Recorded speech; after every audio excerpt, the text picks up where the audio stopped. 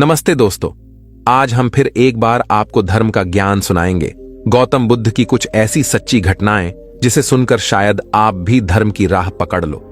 तो शुरू करते हैं। एक राजा ने अपने पुरुषार्थ से राज्य को समृद्ध बना दिया था। राज्य में रण बड़ी सुखी थी, क्योंकि वह प्रत्येक वर्ग के हितों को ध्यान में रखकर काम करता था।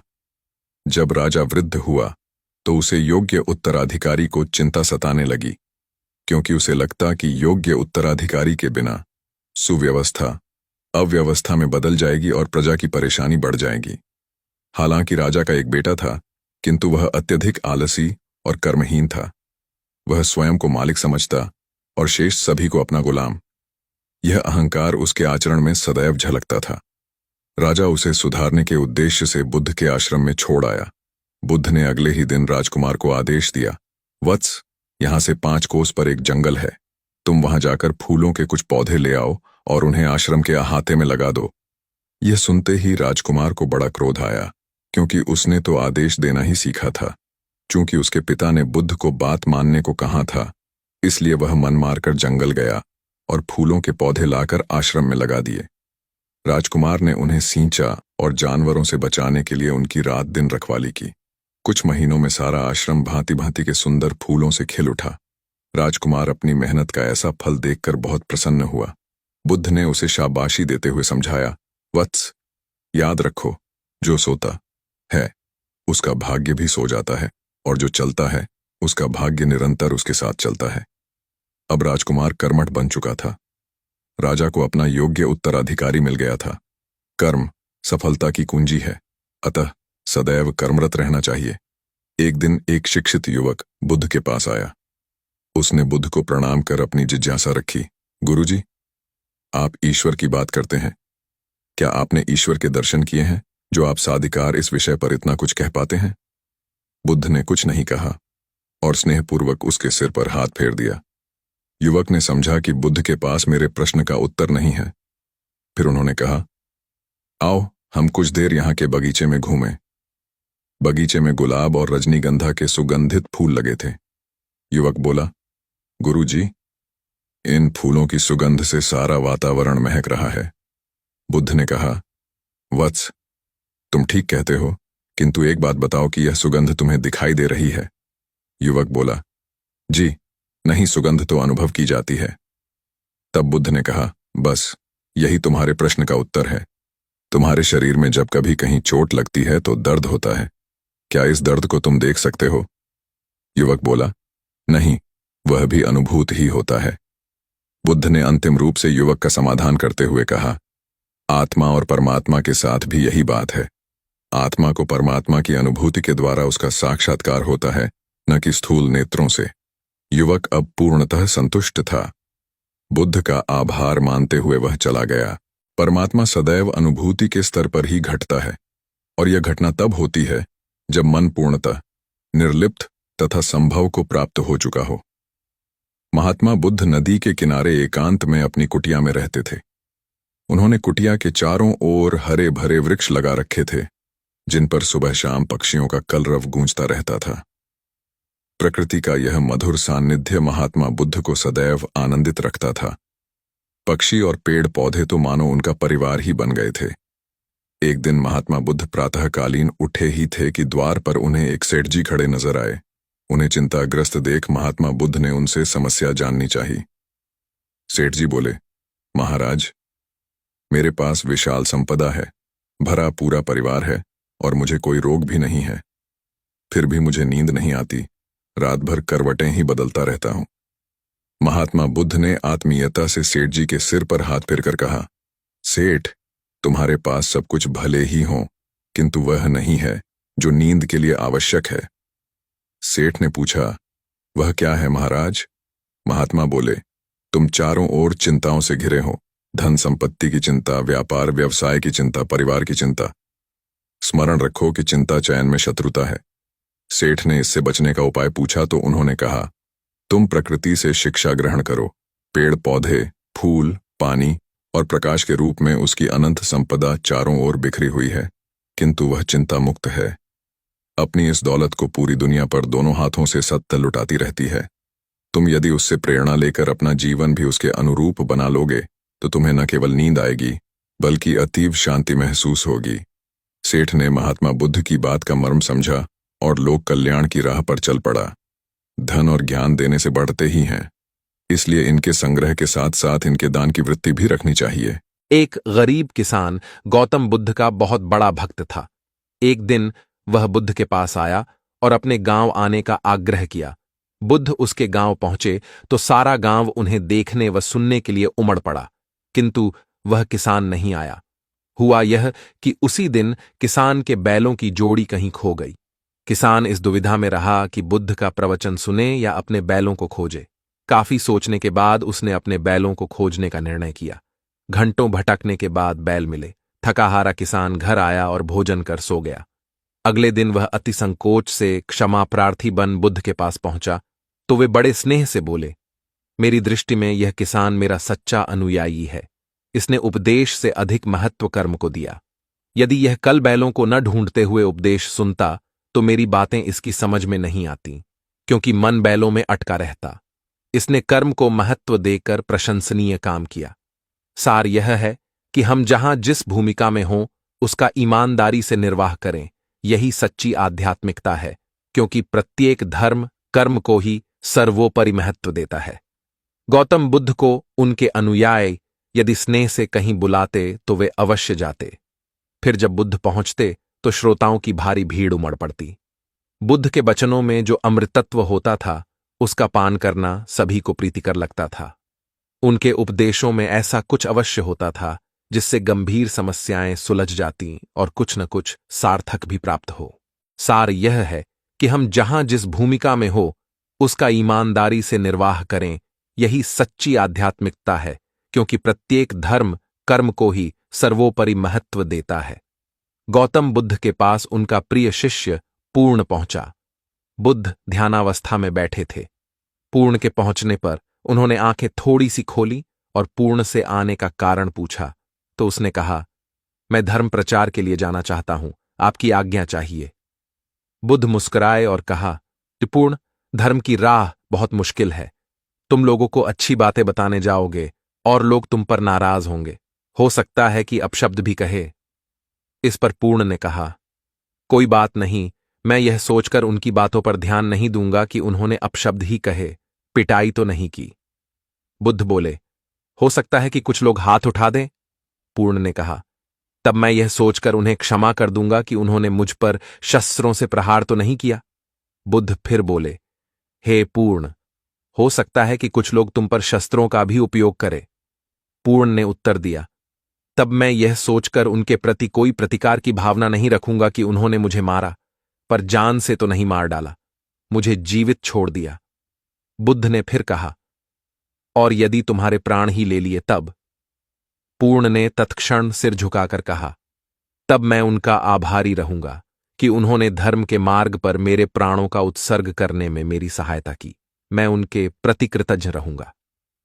तब बुद्ध ने आंखें खोली और आशीर्वाद देकर अनुमति दी तथा पूर्ण से कहा, अब तुम धर्म प्रचार करने के पात्र हो। जो किसी में भी कोई दोष न देखे वही सच्चा है। अच्छाई के मार्ग पर चलना बहुत मुश्किल काम है। जो इस राह पर चलता है उसके मार्ग में अनेक बाधाएं आती हैं, लेकिन जो व्यक्ति किसी में भी दोष न देखे वही बाधाओं को सहजता से पार कर अपने लक्ष्य को पूरा कर पाता है। एक बार गौतम बुद्ध जब वन से गुजर रहे थे तब एक राक्षसी हाथ में तलवार लेकर प्रकट हुई और कहा, अरे बुद्ध, आज तुम्हारे प्रेम को मेरी घृणा के सामने झुकना ही पड़ेगा। आज तुम्हारे जीवन का अंतिम दिन है। बुद्ध ने मुस्कुराते हुए उत्तर दिया, मैं घृणा, उपहास और द्वेष के आगे नतमस्तक नहीं होऊंगा। मैं निंदा, प्रशंसा अथवा उपहास किसी से भी प्रभावित नहीं होता। तुम मुझसे इतनी घृणा करती हो, पर मैं तो तुमसे भी प्रेम करता हूं। राक्षसी ने पूछा, तुम मुझसे प्रेम क्यों करते हो? बुद्ध बोले, मैं तुम्हें मां का रूप देख रहा हूं और मां तो प्रेम का रूप होती है, उसमें हिंसा हो ही नहीं सकती। इतना सुनते ही राक्षसी के हाथ से तलवार गिर पड़ी। हे बुद्ध, तुम धन्य हो। इतना कहते ही बहदेवी में बदल गई और अंतर्धान हो गई।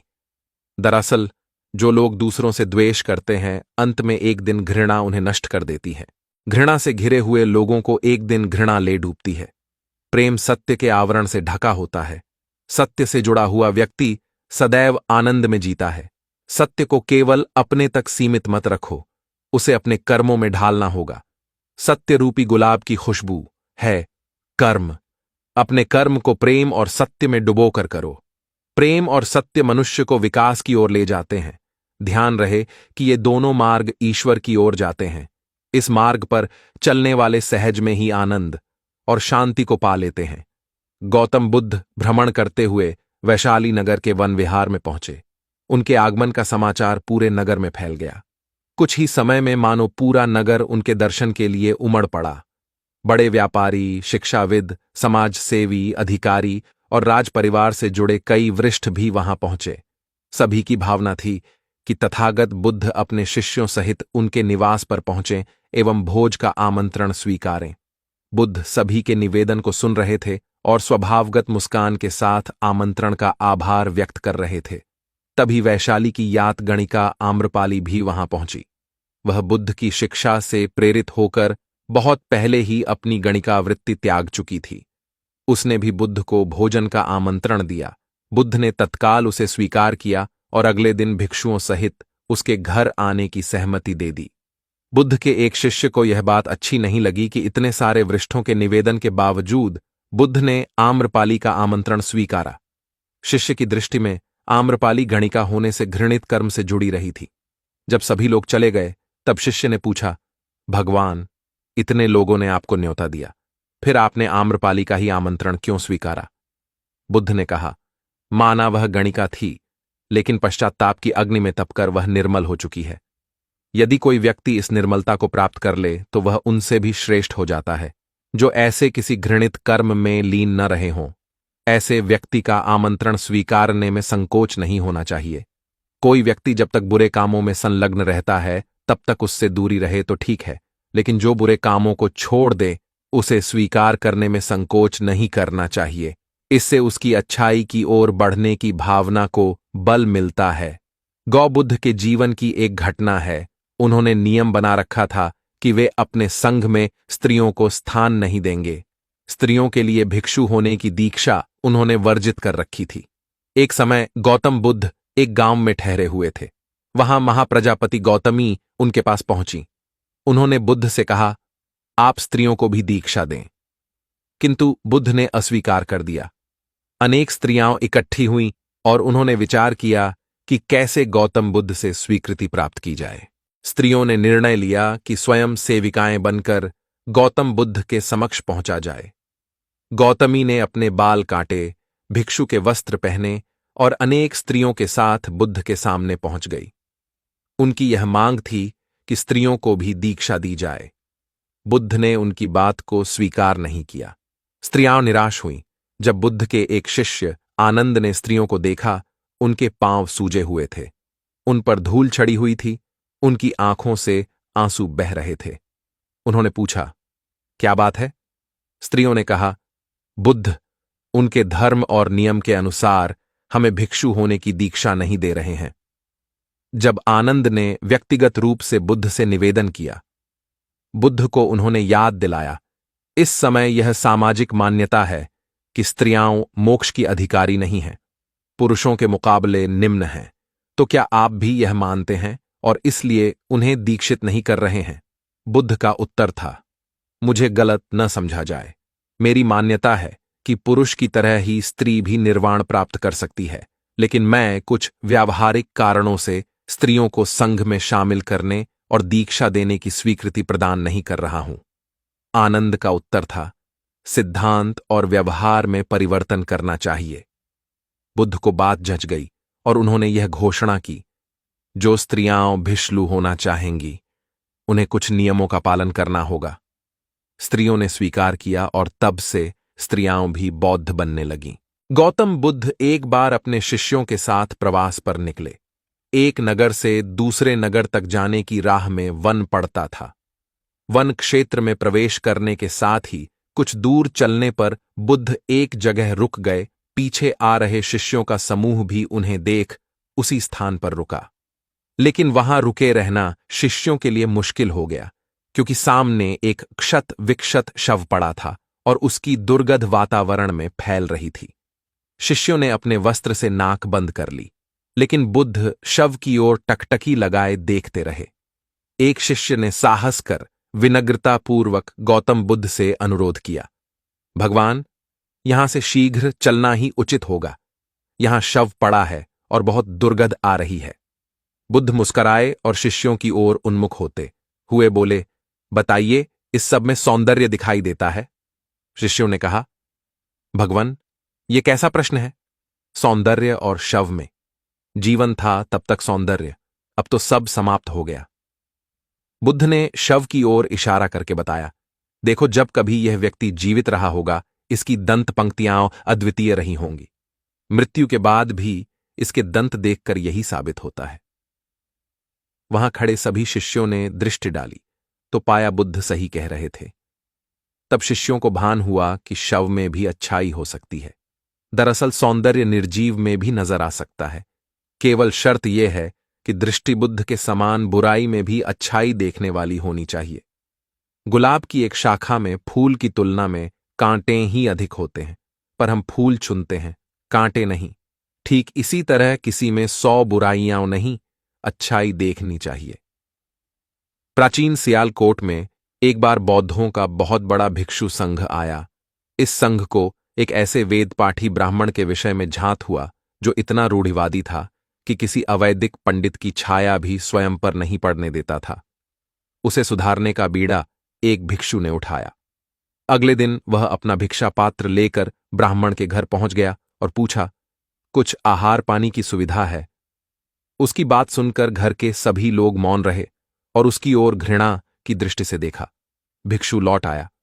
दूसरे दिन फिर गया और वही प्रश्न दोहराया। इस बार भी उसे चुप्पी और तिरस्कार का सामना करना पड़ा। वह पुनः लौट गया। एक दिन जब वह ब्राह्मण के घर पहुंचा तो ब्राह्मण वहां नहीं था। नित्य आने जाने से ब्राह्मणी का मन पसीज गया। वह बोली, मैं तो तुम्हें आहार पानी दे दूं, किंतु पंडित जी की नाराजगी के कारण विवश हूं। भिक्षु ने कहा, कोई बात नहीं बहन, मैं अपना काम करता हूं, तुम अपना काम करो। वापस लौटते हुए भिक्षु को ब्राह्मण मिल गया। उसने भिक्षु को खूब खरी खोटी सुनाई। तब भिक्षु ने कहा, इतने दिनों तक आपके घर से कुछ नहीं मिला, किंतु आज आपकी पत्नी ने नहीं दी है। अब किसी दिन हां भी मिल जाएगा। ब्राह्मण थोड़ा शांत हुआ और बोला, यह क्रम कब तक जारी रखोगे? भिक्षु ने उत्तर दिया, जब तक जीवित हूं। उसका धैर्य देख ब्राह्मण का अहंकार पिघल गया और उसने भिक्षु से क्षमा मांगी। वस्तुतः धैर्य व सहिष्णुता के बल पर बड़ी से बड़ी प्रतिकूलता को अनुकूलता में बदला जा सकता है। भगवान बुद्ध के प्रवचन सुनने के लिए एक व्यक्ति नियमित रूप से आता था। इस प्रकार उसे 1 माह हो चुका था, किंतु उसके जीवन पर कोई प्रभाव नहीं पड़ा। भगवान बुद्ध उपदेश में कहते थे कि धर्म पर चलो, अपने जीवन से राग द्वेष को दूर करो, काम क्रोध लोभ मोह और अहंकार से सदा दूर रहो। बुद्ध के उपदेशों से लोगों को बहुत शांति मिलती थी, किंतु उस व्यक्ति का मन अशांत रहता था। एक दिन उसने बुद्ध से जाकर कहा, हे प्रभु, मैं 1 माह से आपका उपदेश सुन रहा हूं, किंतु उसका तनिक भी असर मेरे आचरण पर नहीं पड़ा। मैं बहुत परेशान हूं, मुझे क्या करना चाहिए? बुद्ध उनकी बात सुनकर बोले, तुम कहां के रहने वाले हो? उसने कहा, श्रावस्ती का। बुद्ध ने अगला प्रश्न किया, वह यहां से कितनी दूर है? उसने अनुमान से बता दिया। बुद्ध ने पुनः जिज्ञासा प्रकट की, कितना समय लगता है? उस व्यक्ति ने हिसाब लगाकर बता दिया। बुद्ध ने कहा, अब बताओ कि क्या तुम यहां पर बैठे बैठे ही अपने घर पहुंच सकते हो? उसने कहा, यह कैसे हो सकता है? वहां पहुंचने के लिए तो चलना होगा। तब बुद्ध ने बड़े प्रेम से उसे समझाया, जैसे चलने पर ही पहुंचा जा सकता है, वैसे ही अच्छी बातों पर अमल करने से ही लाभ होता है। हे प्यारे, तुम मेरे ज्ञान के साथ अपने कर्म को जोड़ दो, तब तुमको उत्तम फल मिलेगा। उस व्यक्ति को अपनी गलती समझ में आ गई। उसने अपने जीवन में सुधार कर लिया, जिससे उसका जीवन सदाचारी बन गया। एक छोटी सी नदी थी, उसके दोनों किनारों पर लोग रहते थे। नदी के पानी से दोनों ओर के लोग अपना अपना काम चलाते थे और सुखमय जीवन बिताते थे। एक बार संयोग से पानी को लेकर दोनों पक्षों में तनातनी हो गई। वे एक दूसरे पर आरोप लगा रहे थे कि तुम ज्यादा पानी ले रहे हो। जब आपसी बातचीत में मामला नहीं निपटा तो वे मरने मारने पर उतारू हो गए। उनके पास जो भी हथियार थे उन्हें तत्काल निकाल लाए और एक दूसरे पर टूट पड़ने को आमादा हो गए। तभी किसी ने जाकर भगवान बुद्ध को सूचना दी। उन्होंने दोनों पक्षों के प्रतिनिधियों को बुलाया और तकरार का कारण पूछा। दोनों प्रतिनिधियों ने अपना अपना पक्ष रखा। बुद्ध ने दोनों की बातें सुनी और मुस्कुराकर कहा, तो तुम लोग क्या करोगे? दोनों प्रतिनिधियों ने आवेश में आकर कहा, हम खून की नदियां बहा देंगे। भगवान बुद्ध ने कहा, तो तुम्हें खून चाहिए? उन लोगों ने हतप्रभ होकर बुद्ध की ओर देखा, फिर बोले, नहीं, हमें पानी चाहिए। भगवान बुद्ध ने कहा, तो तुम्हें खून चाहिए? उन लोगों ने हतप्रभ होकर बुद्ध की ओर देखा, फिर बोले, नहीं, हमें पानी चाहिए। तब सहज भाव से बुद्ध ने कहा, खून बहाकर खून मिलेगा, पानी कैसे पाओगे? कुछ ठहर कर आगे बुद्ध बोले, याद रखो, हिंसा हिंसा को बढ़ाती है, बैर बैर को बढ़ाता है। नदी से ही सीख लो कि वह किसी से लड़ती नहीं, वह निश्चल भाव से अपने जल का सभी के लिए दान करती है। बुद्ध के शब्दों ने जादू जैसा काम किया और दोनों पक्षों की समस्या का सहज रूप से समाधान हो गया। दोनों पक्ष मिल बांटकर पानी का उपयोग करने लगे। कुल बुद्ध एक दिन वैशाली में प्रवचन दे रहे थे। विशाल जनसमूह उन्हें अत्यंत शांति और तन्मयता से सुन रहा था। कहीं कोई शोर नहीं था, मात्र बुद्ध की वाणी गूंज रही थी। बुद्ध के शिष्यों के साथ उपस्थित लोग बुद्ध के अमृत वचनों का पान पूर्ण एकाग्रता से कर रहे थे। तभी उस शांत वातावरण में खलल उत्पन्न करती एक व्यक्ति की जोरदार आवाज आई, आज मुझे सभा में बैठने की अनुमति क्यों नहीं दी गई? बुद्ध उस व्यक्ति का चिल्लाना सुनकर भी मौन रहे। उस व्यक्ति ने पुनः चिल्लाकर यही प्रश्न पूछा। बुद्ध ने नेत्र बंद कर लिए। उनका एक शिष्य बोल उठा, भगवान, बाहर खड़े अपने इस शिष्य को अंदर आने की अनुमति दीजिए। बुद्ध ने नेत्र खोलकर कहा, नहीं, यह अस्पृश्य है। शिष्यगण बुद्ध के मुंह से अस्पृश्य शब्द सुनकर विस्मित हुए और उन्होंने पूछा, वह अस्पृश्य क्यों? कैसे? भगवान, आपके धर्म में तो जात पात का भेद नहीं है। बुद्ध बोले, आज यह क्रोध में आया है। क्रोध से जीवन की एकता भंग होती है। क्रोध ही मानसिक हिंसा करता है। किसी भी कारण से क्रोध करने वाला अस्पृश्य है। उसे कुछ देर तक स्मरण कर लेना चाहिए कि अहिंसा परम धर्म है। कथा का उपदेश यह है कि क्रोध एक असात्विक भाव है जो कर्ता और भोक्ता दोनों के लिए हानिकारक होता है। इससे बचते हुए शांति से विचारने व कार्य करने की प्रवृत्ति अपनानी चाहिए। शांत मन और मस्तिष्क ही विवेकपूर्ण निर्णय लेने में सक्षम होते हैं। बौद्ध संघ के एक भिक्षु को कोई गंभीर रोग हो गया। उसकी हालत इतनी खराब हो गई कि वह चल फिर भी नहीं सकता था और मलमूत्र में लिपटा पड़ा रहता था। उसकी यह हालत देख उसके साथी भिक्षु भी उसके पास नहीं आते और घृणा से मुंह फेरकर आसपास से निकल जाते थे। कुछ दिनों बाद बुद्ध को यह बात पता चली तो वे तत्काल अपने प्रिय शिष्य आनंद के साथ उस भिक्षु के पास पहुंचे। उसकी दयनीय दशा से उन्हें घोर कष्ट हुआ। उन्होंने भिक्षु से पूछा, तुम्हें कौन सा रोग हुआ है? भिक्षु बोला, भगवान, मुझे पेट की बीमारी है। बुद्ध ने स्नेह से उसके सिर पर हाथ फेरते हुए प्रश्न किया, क्या तुम्हारी परिचर्या करने वाला कोई नहीं है? भिक्षु की ना सुनते ही बुद्ध ने आनंद से कहा, पानी लेकर आओ, हम लोग पहले इसका शरीर स्वच्छ करेंगे। आनंद पानी लेकर आए। फिर बुद्ध ने भिक्षु के शरीर पर पानी डाला और आनंद ने उसके मलमूत्र को साफ किया। अच्छी तरह धो पोंछकर बुद्ध ने भिक्षु के सिर को पकड़ा और आनंद ने पैरों को। इस प्रकार उसे उठाकर चारपाई पर लिटा दिया। फिर बुद्ध ने सारे भिक्षुओं को एकत्रित कर उन्हें समझाया, भिक्षुओं, तुम्हारे माता नहीं, पिता नहीं, भाई नहीं, बहन नहीं जो तुम्हारी सेवा करेंगे। यदि तुम परस्पर एक दूसरे की सेवा और देखभाल नहीं करोगे तो फिर कौन करेगा? याद रखो, जो रोगी की सेवा करता है वह ईश्वर की सेवा करता है। दीनहीन के प्रति करुणा व सेवा का भाव इस जगत को बुद्ध का सबसे बड़ा संदेश है जो प्रत्येक देश, काल, परिस्थिति में प्रासंगिक है। गौतम सिद्धार्थ बुद्धत्व प्राप्त करके महात्मा बुद्ध बन गए। सत्य, अहिंसा और दया की मूर्ति बुद्ध अपने शिष्यों के साथ एक गांव में पहुंचे। कुछ अज्ञानी लोग उनके विरोधी थे।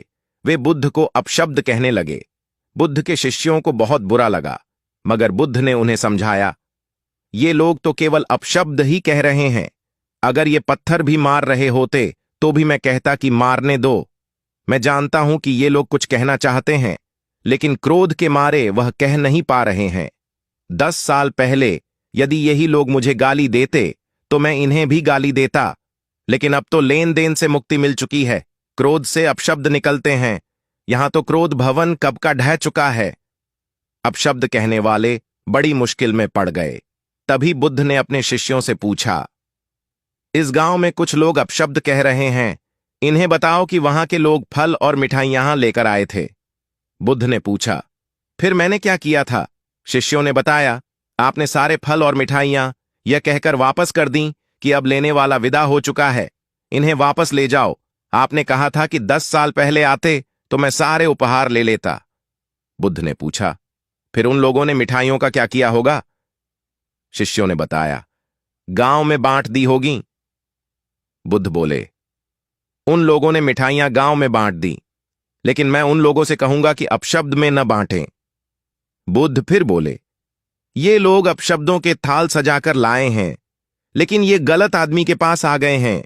ये मुझसे क्रोध नहीं करवा सकते। ठीक खूंटी की तरह जो किसी को नहीं टांगती, लोग उस पर वस्त्र टांग देते हैं। एक बार जैतवन के सभी ग्रामवासी भगवान बुद्ध के दर्शन करने और उपदेश सुनने के लिए एकत्र हुए।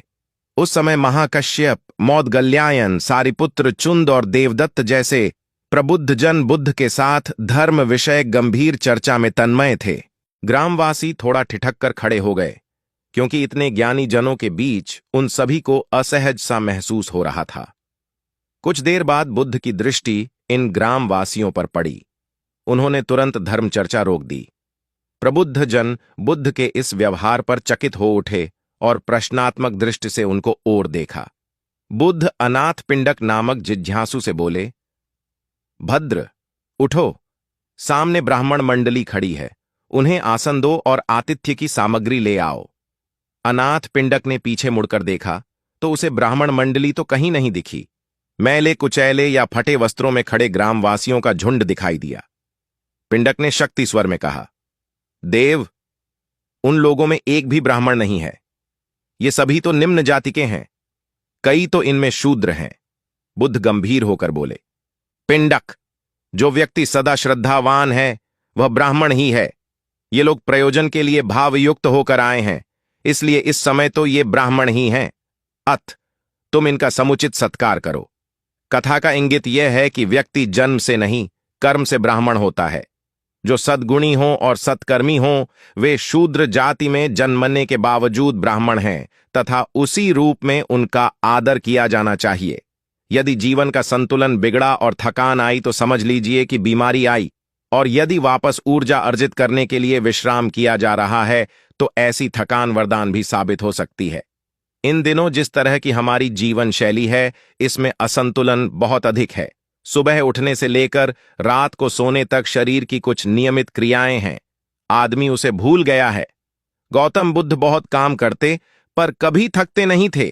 आज भी कई साधु संत उतना ही परिश्रम कर रहे हैं जितना एक कॉर्पोरेट जगत का सफल व्यक्ति करता है, और जब वे रात को सोते हैं तो पूरी बेफिक्री के साथ। बुद्ध से उनके शिष्यों ने एक बार पूछा था, आप थकते नहीं? बुद्ध का उत्तर था, जब मैं कुछ करता ही नहीं तो थकूंगा कैसे? बात सुनने में अजीब लगती है, लेकिन है बड़ी गहरी। अध्यात्म ने इसे साक्षी भाव कहा है। स्वयं को करते हुए देखना, यह वह स्थिति होती है जब तन सक्रिय और मन विश्राम की मुद्रा में होता है। आज ज्यादातर लोग असमय, अकारण थक जाते हैं, जिसका एक बड़ा कारण असंतुलित जीवन है। एक होता है थकान को महसूस करना और दूसरा है स्वाभाविक थकान। जिस समय आपकी रुचियों, इच्छाओं और मूल स्वभाव में धीमापन आने लगे, अकारण चिड़चिड़ाहट हो जाए, समझ लें कि यह थकान बीमारी है। इसलिए प्रतिदिन योग, प्राणायाम और ध्यान करें। ये क्रियाएं अपने आप में एक विश्राम हैं। करने वाला कोई और है, हम तो महज उसके हाथों की कठपुतली हैं। यह मनोभाव भी थकान को मिटाएगा। क्या दिक्कत है ऐसा सोच लेने में? महात्मा बुद्ध ज्ञान प्राप्ति के लिए घोर तप में लगे थे। उन्होंने शरीर को काफी कष्ट दिया, यात्राएं की, घने जंगलों में कठिन साधना की, पर आत्मज्ञान की प्राप्ति नहीं हुई। निराश हो बुद्ध सोचने लगे, मैंने अभी तक कुछ भी प्राप्त नहीं किया, अब आगे क्या कर पाऊंगा। निराशा, अविश्वास के इन नकारात्मक भावों ने उन्हें क्षुब्ध कर दिया। कुछ ही क्षणों के बाद उन्हें प्यास लगी। वे थोड़ी दूर स्थित एक झील तक पहुंचे। वहां उन्होंने एक दृश्य देखा कि एक नन्ही सी गिलहरी के 2 बच्चे झील में डूब गए। पहले तो वह गिलहरी जड़वत बैठी रही, फिर कुछ देर बाद उठकर झील के पास गई, अपना सारा शरीर झील के पानी में भिगोया और फिर बाहर आकर पानी झाड़ने लगी। ऐसा वह बार बार करने लगी। बुद्ध सोचने लगे कि इस गिलहरी का प्रयास कितना मूर्खतापूर्ण है। क्या कभी यह इस झील को सुखा सकेगी? किंतु गिलहरी का यह क्रम लगातार जारी था। बुद्ध को लगा मानो गिलहरी कह रही हो कि यह झील कभी खाली होगी या नहीं, यह मैं नहीं जानती, किंतु मैं अपना प्रयास नहीं छोड़ूंगी। अतः उस छोटी सी गिलहरी ने भगवान बुद्ध को अपने लक्ष्य मार्ग से विचलित होने से बचा लिया। वे सोचने लगे कि जब यह नन्ही गिलहरी अपने लघु सामर्थ्य से झील को सुखा देने के लिए दृढ़ संकल्पित है तो मुझ में क्या कमी है, मैं तो इससे 1000 गुना अधिक क्षमता रखता हूं। यह सोचकर गौतम बुद्ध पुनः अपनी साधना में लग गए और एक दिन बोधिवृक्ष तले उन्हें ज्ञान का आलोक प्राप्त हुआ। यह कथा असफलता के बावजूद प्रयासों की निरंतरता पर बल देती है। यदि हम प्रयास करना न छोड़े तो एक न एक दिन लक्ष्य की प्राप्ति हो ही जाती है। बुद्ध अपने साधना काल में एक निर्जन स्थान पर ध्यान मग्न बैठे थे। इसी स्थान पर एक यक्ष का वास था। ये बात बुद्ध को झांत नहीं थी। वे तो वहां पहुंचे और शांत वातावरण देखकर ध्यानमग्न हो गए। उस समय यक्ष वहां पर नहीं था। रात होने पर जब वह आया तो उस स्थान पर एक अनजान व्यक्ति को देखकर आग बबूला हो गया। बड़े जोर से वह दहाड़ा, किंतु बुद्ध का ध्यान भंग नहीं हुआ। यक्ष ने उन्हें हाथी का रूप धारण कर डराना चाहा, किंतु बुद्ध यथावत ध्यानमग्न बैठे रहे। उसने बुद्ध को डराने के लिए क्रमशः शेर, चीता, बाघ आदि का रूप धारण किया, किंतु बुद्ध अविचलित ही बने रहे। अंत में उसने भयंकर विषधर का रूप धारण कर उनके पैर के अंगूठे को ढंस लिया, किंतु बुद्ध पर उसके विष का भी कोई असर नहीं हुआ। वे अब भी अप्रभावित रहे। विषधर उनके शरीर पर चढ़ गया और उनके गले से लिपटकर उन्हें जोरों से काट लिया, लेकिन इतने प्रयासों के बावजूद भी बुद्ध की साधना को भंग नहीं कर पाया। थक हार कर नीचे उतर आया और उनसे कुछ कदमों की दूरी पर लेटकर अपनी थकान उतारने लगा। ध्यान पूर्ण होने पर बुद्ध ने उसकी तरफ देखा और उसे बहुत स्नेह से दुलारा। उनका निश्चल प्रेम देखकर सर्प का विष अमृत बन गया और यक्ष ने श्रद्धापूर्वक बुद्ध को नमन किया। कहानी का सार यह है कि मन की कलुषता पर एकाग्रता, स्नेह और संभव से ही विजय प्राप्त की जा सकती है। बौद्ध भिक्षु बोधि धर्म भ्रमण करते हुए एक गांव में पहुंचे। लोग उनका बहुत आदर करते थे।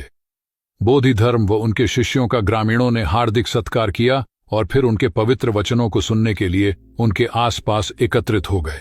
बोधि धर्म लोगों को धर्म और आचरण विषयक अच्छी बातें सरल भाषा में समझाने लगे। तभी वहां एक व्यक्ति आया और बोधि धर्म को अपशब्द कहने लगा। उपस्थित जनसमूह ने उसे रोकने का बहुत प्रयास किया, किंतु वह नहीं माना तथा अनवरत बोधि धर्म को बुरा भला कहता रहा।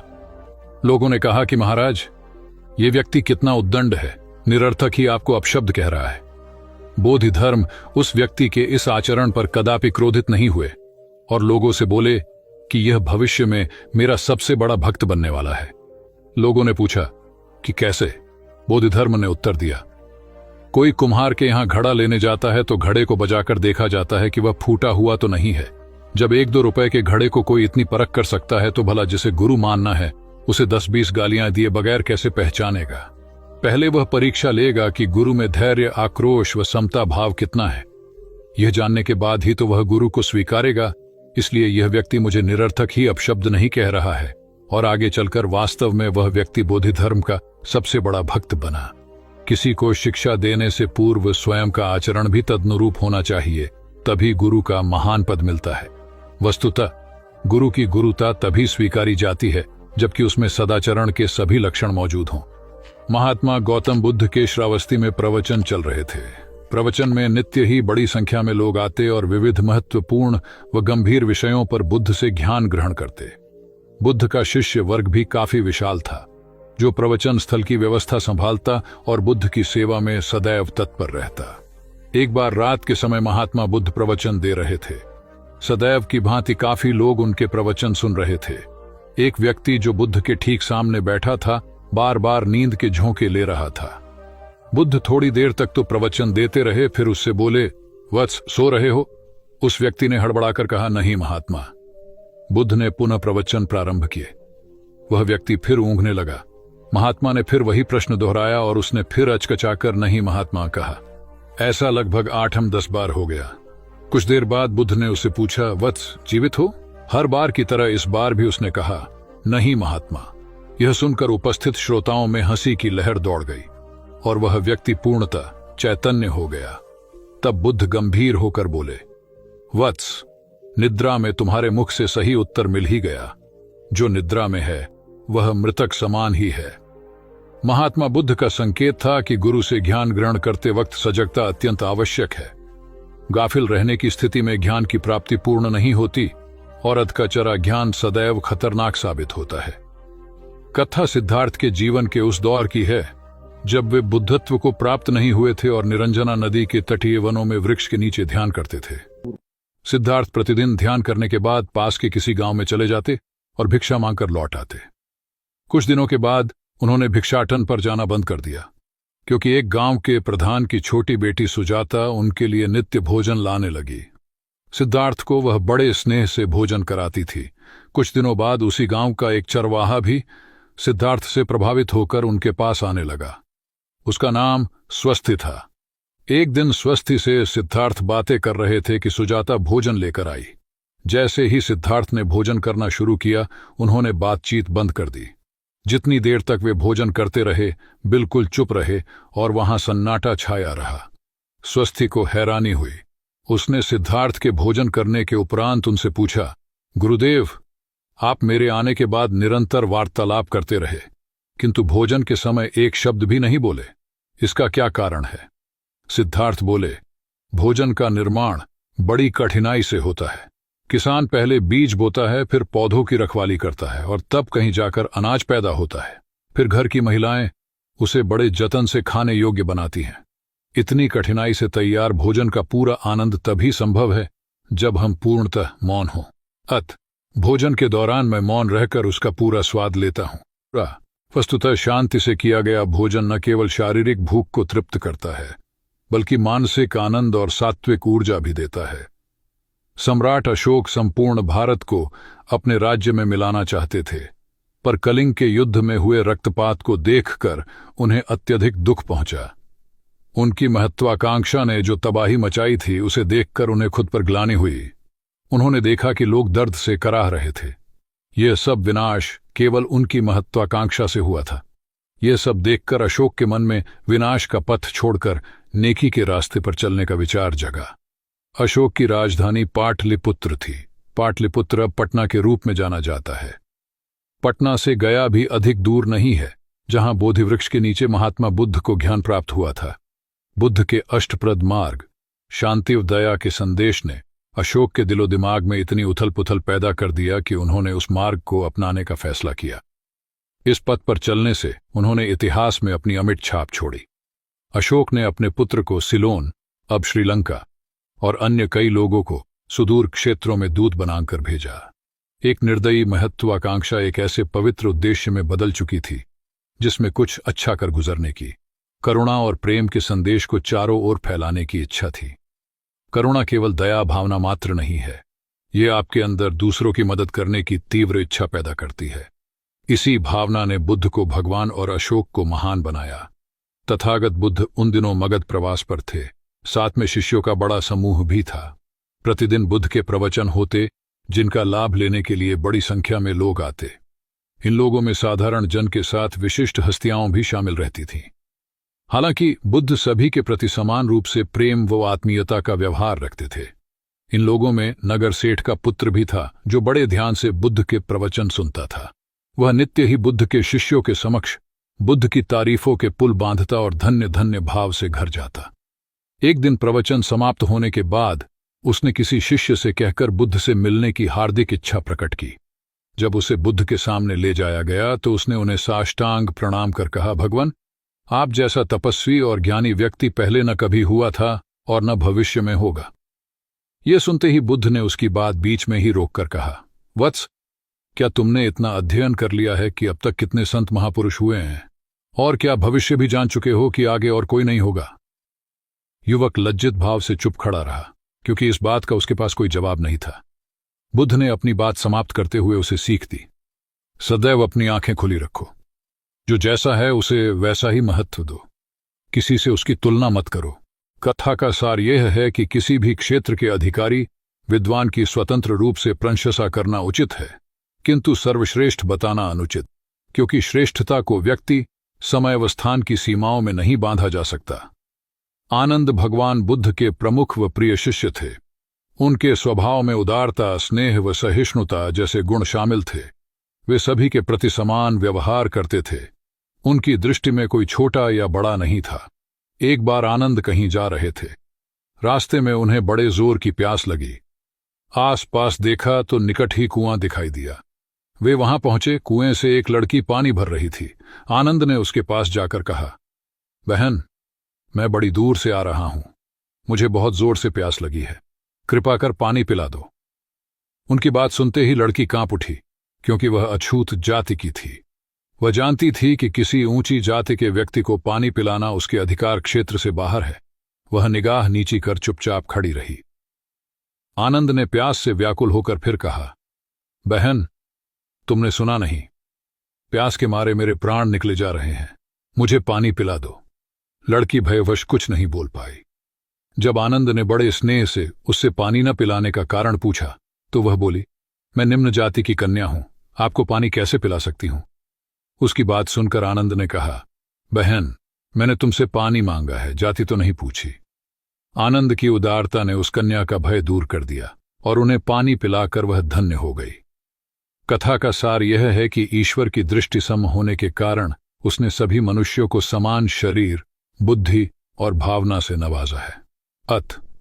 अपने सृष्टिकर्ता के विरुद्ध जाकर मानव मानव में भेद करना सर्वथा अनुचित है।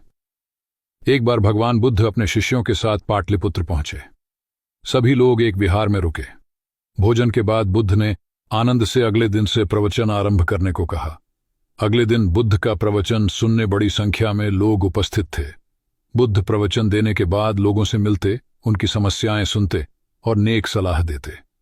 एक दिन प्रवचन के समय बुद्ध के शिष्य आनंद ने उनसे पूछा, भंते, आपके सामने हजारों लोग बैठे हैं, बताइए कि इनमें सबसे सुखी कौन है? बुद्ध ने एक विहंगम दृष्टि भीड़ पर डालते हुए कहा, वह देखो, सबसे पीछे एक दुबला पतला फटे वस्त्र पहने जो आदमी बैठा है, वह सर्वाधिक सुखी है। आनंद सहमत नहीं हुआ। वह बोला, यह कैसे संभव है? वह तो बहुत दयनीय जान पड़ता है। बुद्ध ने अपनी बात सिद्ध करने के लिए बारी बारी से सामने बैठे लोगों से पूछा, तुम्हें क्या चाहिए? किसी ने संतान मांगी तो किसी ने मकान, कोई रोग मुक्ति चाहता था तो कोई अपने शत्रु पर विजय। ऐसा एक भी व्यक्ति नहीं था जिसे कोई इच्छा न हो। अंत में बुद्ध ने उस फटेहाल आदमी को बुलाकर पूछा, तुम्हें क्या चाहिए? उसने हाथ जोड़कर जवाब दिया, कुछ नहीं, यदि ईश्वर को मुझे कुछ देना ही है तो बस इतना कर दें कि मेरे अंदर कभी कोई चाह पैदा ना हो। मैं ऐसे ही स्वयं को सबसे बड़ा सुखी मानता हूं। उसकी बात सुनकर आनंद से बुद्ध ने कहा, आनंद, जहां चाह है वहां सुख नहीं हो सकता। आनंद ने बुद्ध की इस शिक्षा को सदा के लिए गांठ बांध लिया। सार यह है कि लालसा से लोभ बढ़ता है, जो असंतोष का जनक होता है। यदि सही अर्थों में सुख पाना है तो किसी लालसा की बजाय उपलब्ध स्थितियों में संतुष्ट रहना चाहिए। गौतम बुद्ध ने बहुत से अज्ञानी लोगों को सम्यक दृष्टि प्रदान की थी। तब को बात है, कौसाम्बी में एक ब्रह्मचारी रहता था। उसे अभिमान था कि उस जैसा कोई दविद्वान नहीं है, इसलिए अपने साथ सदैव जलती मशाल रखता था। गौतम बुद्ध ने देखा तो उसे पूछा, अरे, ये मशाल लिए क्यों घूमते हो?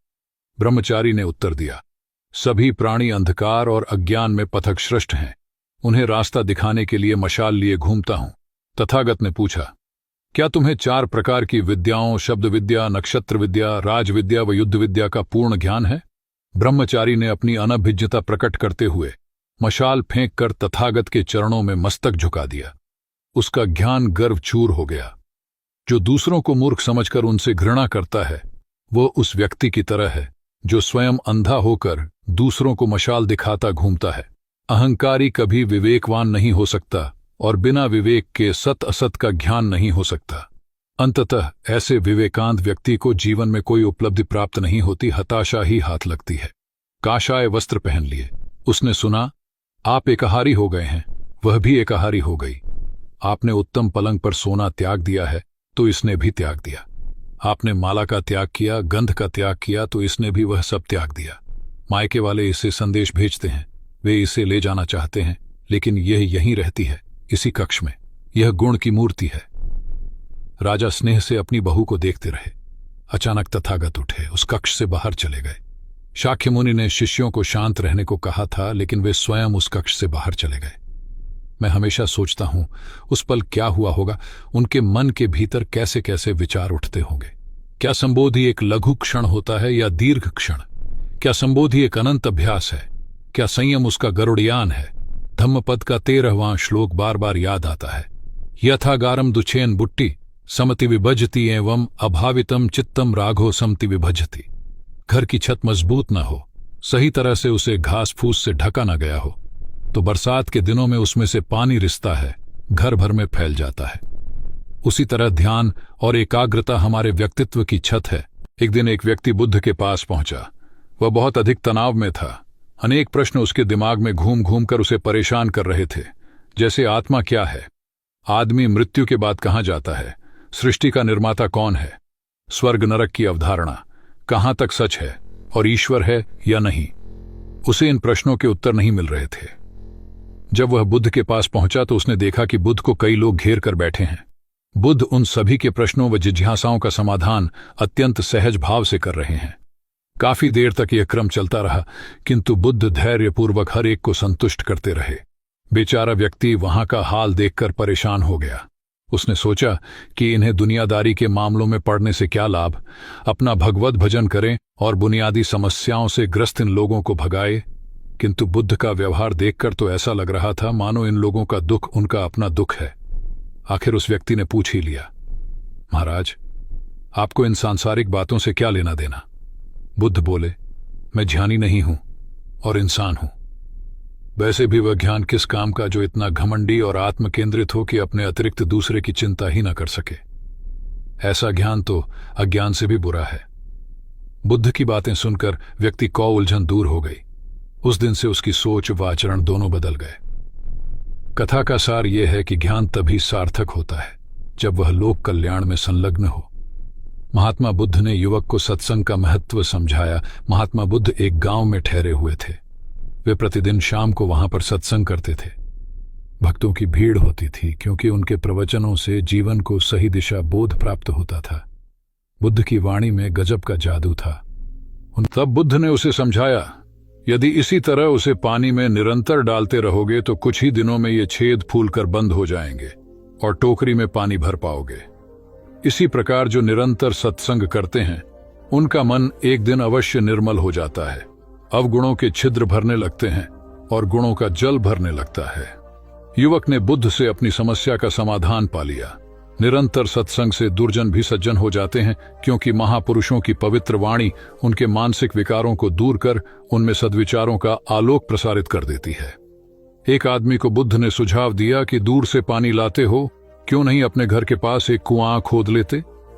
हमेशा के लिए पानी की समस्या से छुटकारा मिल जाएगा। सलाह मानकर उस आदमी ने कुआं खोदना शुरू किया, लेकिन 7-8 फीट खोदने के बाद उसे पानी तो क्या, गीली मिट्टी का भी चिन्ह नहीं मिला। उसने वह जगह छोड़कर दूसरी जगह खुदाई शुरू की, लेकिन 10 फीट खोदने के बाद भी उसमें पानी नहीं निकला। उसने फिर तीसरी जगह कुआं खोदना शुरू किया, लेकिन यहां भी उसे निराशा ही हाथ लगी। इस क्रम में उसने 8-10 फीट के 10 कुएं खोद डाले, लेकिन पानी कहीं नहीं मिला। वह निराश होकर बुद्ध के पास गया। उसने बुद्ध को बताया कि मैंने 10 कुएं खोद डाले, मगर पानी एक में भी नहीं निकला। बुद्ध को आश्चर्य हुआ। वे स्वयं चलकर उस स्थान पर आए जहां उसने 10 गड्ढे खोदे हुए थे। बुद्ध ने उन गड्ढों की गहराई देखी और सारा माजरा समझ गए। फिर वे बोले, 10 कुएं खोदने की बजाय एक कुएं में ही तुम अपना सारा परिश्रम लगाते तो पानी कब का मिल गया होता। तुम सब गड्ढों को बंद कर दो, केवल एक को गहरा करते जाओ, पानी निकल आएगा। उसने बुद्ध को बात मानकर ऐसा ही किया। परिणाम स्वरूप कुआं पूर्ण होते ही पानी निकल आया। सबने भगवान बुद्ध की जय जयकार की। धन्ना सेठ के पास 7 पुश्तों के पालन पोषण जितना धन था। उसका व्यापार चारों तरफ फैला हुआ था, किंतु फिर भी उसका मन अशांत रहता था। कभी धन की सुरक्षा की चिंता, तो कभी व्यापारिक प्रतिस्पर्धा में आगे निकलने का तनाव। चिंता और तनाव के कारण वह अस्वस्थ रहने लगा। उसके मित्र ने उसकी गिरती दशा देखी तो उसे बुद्ध के पास जाने की सलाह दी। सेठ बुद्ध के पास पहुंचा और अपनी समस्या बताई। बुद्ध ने उसे सांत्वना देते हुए कहा, तुम घबराओ मत, तुम्हारा कष्ट अवश्य दूर होगा। बस तुम यहां कुछ दिन रहकर प्रभु का ध्यान किया करो। बुद्ध के कहे अनुसार सेठ ने रोज ध्यान करना शुरू कर दिया, किंतु सेठ का मन ध्यान में नहीं लगा। वह जैसे ही ध्यान करने बैठता, उसका मन फिर अपनी दुनिया में चला जाता। उसने बुद्ध को यह बात बताई, किंतु बुद्ध ने कोई उपाय नहीं बताया। थोड़ी देर बाद जब सेठ बुद्ध के साथ वन में सायंकालीन भ्रमण कर रहा था, तो उसके पैर में एक कांटा चुभ गया। वह दर्द के मारे कराहने लगा। बुद्ध ने कहा, बेहतर होगा कि तुम जी कड़ाकर कांटे को निकाल दो, तब इस दर्द से मुक्ति मिल जाएगी। सेठ ने मन कड़ाकर कांटा निकाल दिया। उसे चैन मिल गया। तब बुद्ध ने उसे समझाया, ऐसे ही लोभ, मोह, क्रोध, घमंड व द्वेष के कांटे तुम्हारे मन में गड़े हैं। जब तक अपने मन की संकल्प शक्ति से उन्हें नहीं निकालोगे, अशांत ही रहोगे। सेठ का अज्ञान बुद्ध के इन शब्दों से दूर हो गया और उसने निर्मल हृदय की राह पकड़ ली। अपनी कुप्रवृत्तियों से मुक्ति के लिए संकल्पबद्धता अनिवार्य है। जब तक व्यक्ति दृढ़ निश्चय न कर ले, वह अपनी गलत आदतों से मुक्त नहीं हो सकता। बुद्ध की शिक्षा से गांव का उद्धार हुआ। एक युवक ने बुद्ध से आकर कहा, मेरा गांव अशिक्षित है। मैं अपने परिवार से झगड़कर थोड़ा बहुत पढ़ पाया हूं। आगे और पढ़ना चाहता हूं, किंतु सभी रोक रहे हैं। घर के लोग सोचते हैं कि खेती में खूब पैसा है और उसके लिए किसी शिक्षा की आवश्यकता नहीं है। यही सोच गांव वालों की भी है। कृपया आप मेरे गांव चलकर वहां शिक्षा का प्रसार करवाइए। बुद्ध युवक की बात मानकर गांव आ गए। धर्मभीरू ग्रामीणों ने बुद्ध का सत्कार किया और रोज उनके प्रवचन सुनने आने लगे। बुद्ध जब भी शिक्षा का महत्व बताते, ग्रामीण विरोधी मत रखते। एक दिन एक महिला अपने 5 साल के बच्चे के लिए पूछने लगी कि उसे किस उम्र से शिक्षा दिलवाए। तब बुद्ध ने समझाया कि तुम्हें तो 5 वर्ष पूर्व उसकी शिक्षा शुरू कर देनी थी। उसे क्या खाना है, क्या नहीं, कैसे क्या बोलना है आदि बातें शुरू से सिखाओगी, तभी तो वह अपना उचित ख्याल रख सकेगा। बुद्ध की यह बात महिला सहित सभी ग्रामीणों को समझ में आ गई। उन्होंने अपने बच्चों को विद्यालय भेजना शुरू किया। ये समय वर्षा का था। युवक ने लोगों को जल संग्रहण की तकनीक बताई। अधिकांश ने उपहास किया, किंतु युवक अपना काम करता रहा। बुद्ध का सहयोग प्राप्त था, इसलिए किसी ने उसका खुलकर विरोध नहीं किया।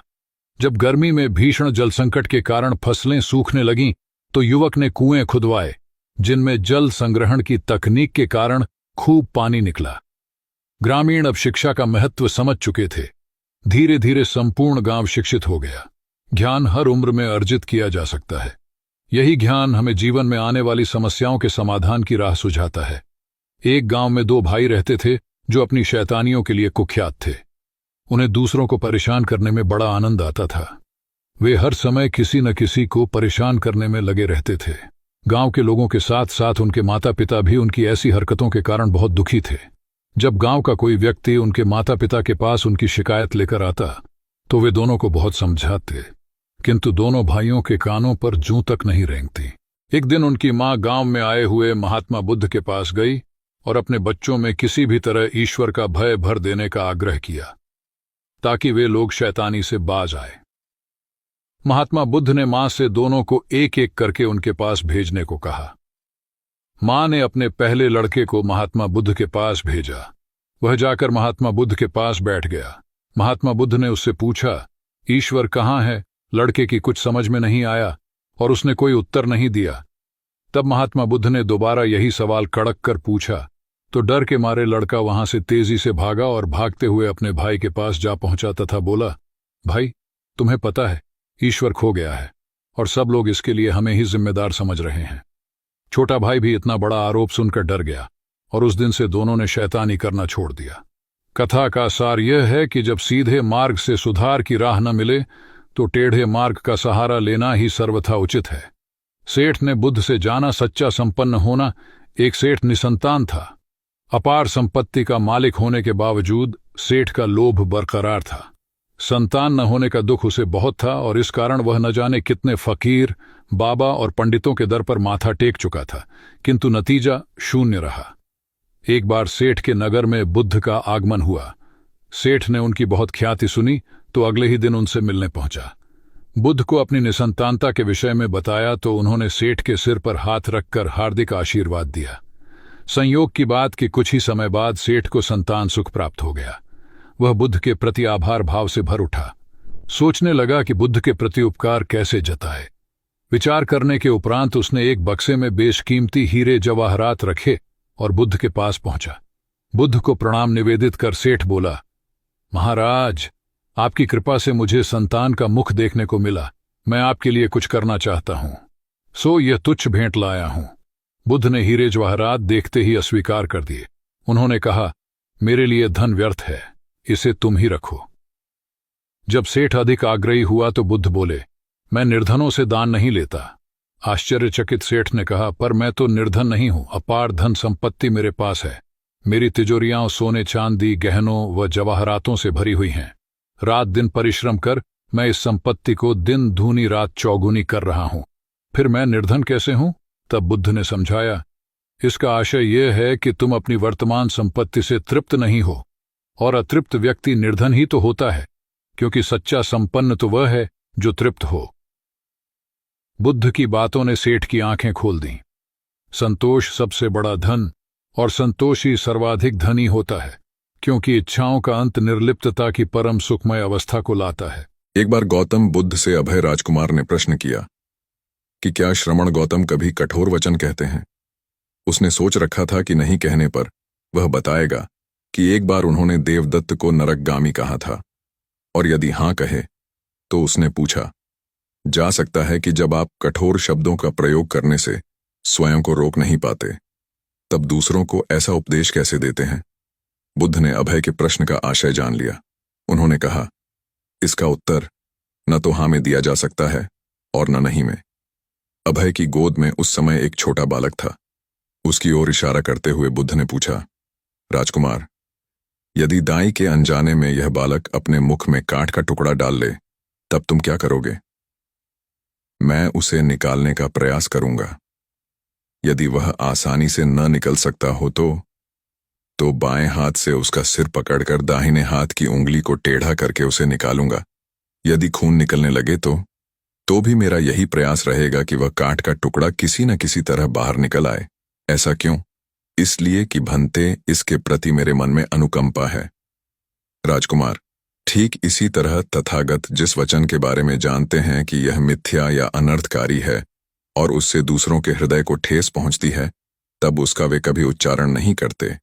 पर इसी तरह जो वचन उन्हें सत्य और हितकारी प्रतीत होते हैं तथा दूसरों को प्रिय लगते हैं, उनका वे सदैव उच्चारण करते हैं। इसका कारण यही है कि तथागत के मन में सभी प्राणियों के प्रति अनुकंपा है। भगवान बुद्ध देव और मनुष्यों के शास्ता थे, परंतु सबसे पहले वह मनुष्य थे। मनुष्य बढ़कर देवता बनता है, यह प्राचीन मान्यता थी। आज भी हम मनुष्यत्व के ऊपर देवत्व की बात करते हैं, परंतु बुद्ध ने इस क्रम को पलट दिया। उन्होंने कहा, यह जो मनुष्यता है वही देवताओं का सुगति प्राप्त करना कहलाती है। देवता जब सुगति प्राप्त करता है तब वह मनुष्य बनता है। देवताओं में विलास है, राग, द्वेष, ईर्ष्या और मोह भी वहां है। निर्वाण की साधना वहां नहीं हो सकती। इसके लिए देवताओं को मनुष्य बनना पड़ता है। मनुष्यों में ही देव पुरुष का आविर्भाव होता है, जिनको देवता नमस्कार करते हैं। मानवता धर्म का उपदेश देने वाले बुद्ध स्वयं मानवता के जीते जागते रूप थे। यहाँ उनके जीवन से संबंधित कुछ प्रसंग दिए जाते हैं, जिनसे उनके व्यक्तित्व में बैठी हुई गहरी मानवता का दर्शन होता है। भगवान का परिनिर्वाण होने वाला है। रात का पिछला पहर है।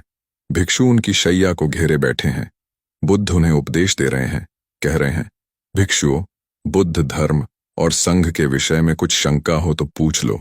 पीछे मलाल मत करना कि भगवान हमारे सामने थे पर हम उनसे कुछ पूछ न सके। कोई शिष्य नहीं बोलता। भगवान 3 बार कहते हैं, पर कोई भिक्षु कुछ पूछने को नहीं उठता। भगवान को शंका होती है कि कहीं वे उनके गौरव का विचार करके पूछने में संकोच तो नहीं कर रहे, इसलिए वह कहते हैं, शायद भिक्षुओं, तुम मेरे गौरव के कारण नहीं पूछ रहे। जैसे मित्र मित्र से पूछता है, वैसे तुम मुझसे पूछो। बुद्ध अपने शिष्यों की समान भूमिका पर आ जाते हैं। उनकी यह विनम्रता मनुष्य धर्म की आदर भूमि है। बुद्ध ने अपने को भिक्षुओं का कल्याण मित्र कहा है, जो उनकी मानवीय सहृदयता और विनम्रता को सूचित करता है। एक दूसरा दृश्य भी उसी समय का है। चंद करमार पुत्र के यहाँ बुद्ध ने अंतिम भोजन किया था। उसके बाद ही उन्हें खून गिरने की कड़ी बीमारी हो गई थी, जो उनके शरीरांत का कारण बनी। बुद्ध को उसके हृदय का बड़ा ध्यान था।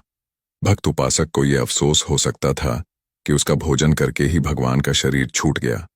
इसलिए आखिरी सांस लेने से पहले उन्होंने आनंद को आदेश दिया, आनंद, चंद करमार पुत्र की इस चिंता को दूर करना और कहना, आयुष्मान तूने बद्धा लाभ कमाया कि मेरे भोजन को करके तथागत परिनिर्वाण को प्राप्त हुए। जिसके हृदय में अगाध करुणा थी, वह ऐसा क्यों न कहता।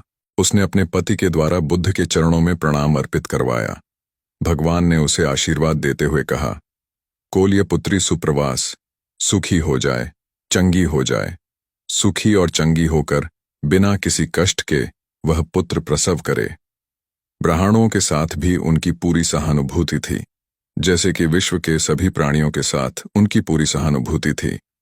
बावरी नामक ब्राह्मण के एक शिष्य ने जब अपने गुरु की ओर से भगवान के चरणों में प्रणाम निवेदन किया, तो भगवान ने आशीर्वाद देते हुए कहा, शिष्यों सहित बावरी ब्राह्मण सुखी हो। माणवक, तुम भी सुखी हो, चिरजीवी हो। बुद्ध के पास छोटा बड़ा जो भी जाता था, वह उससे कहते थे, आओ, तुम्हारा स्वागत है। भगवान अपनी अंतिम यात्रा में पावा और कुसीनारा के बीच जा रहे थे। रास्ते में उन्हें पुक्कुस मल्लपुत्र नामक व्यापारी मिला। उसने उन्हें एक दुशाला भेंट किया, परंतु भगवान उसे अकेले कैसे आड़ते। वह अपने शिष्य आनंद को सम्मानित करना चाहते थे। उन्होंने कहा, पुक्कुस, दुशाले के एक भाग को मुझे ओढ़ा दे, दूसरे को आनंद को। पुक्कुस ने ऐसा ही किया। भूल करने वालों के प्रति भी बुद्ध की अनुकंपा का पार न था। एक बार एक ब्राह्मण ने भगवान को वेरंजा में वर्षावास करने का निमंत्रण दिया।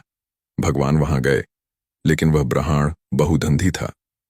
उसने उनकी कुछ भी सुध बुध नहीं ली। बुद्ध को बड़ा कष्ट हुआ। उन्हें 3 महीने तक कुटा हुआ जौ रोज खाना पड़ रहा, क्योंकि उस समय वेरंजा में अकाल पड़ रहा था और वह भी उनको और उनके शिष्यों को घोड़ों के व्यापारियों से मिलता था। इतना होने पर भी वर्षावास की समाप्ति पर भगवान बुद्ध अन्यत्र जाने से पूर्व वेरंजा जाकर ब्राह्मण को आशीर्वाद देना नहीं भूले। भगवान बुद्ध के जीवन में ऐसी अनंत घटनाएं मिलती हैं। उनमें हमें उनकी मानवता के दर्शन होते हैं।